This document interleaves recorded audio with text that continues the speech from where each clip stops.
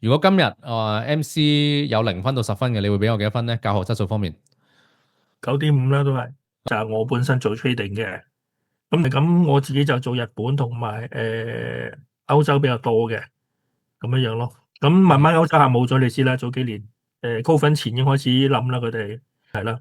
咁跟住呢幾年日本又高分後，即係 I mean 開翻關之後，而家開始日本自己個水嗰個 rate 啊個止水啊都唔掂啦。咁樣慢慢啲客就流失咯，可以咁講咯。因為佢一掟個價翻轉頭，壓你一半咁，根本都連廠價都唔到，根本都好難搞啦，變咗咁樣樣咯。即係佢有佢嘅困難，我明嘅。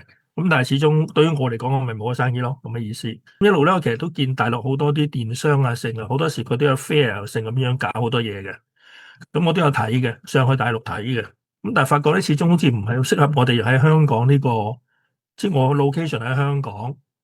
呢個狀態好似唔係好適合我用大陸電商個套去做嘢咁樣樣。係啦，清楚咗好多啦，關於電商嘅嘢，老實講，因為我都係零嚟嘅，即係唔知嘅咁樣樣啊。對於嗯，國際嗰個電商咁咯，如果今日MC 有0分到10分嘅，你會俾我幾多分呢？教學質素方面，9.5啦都係。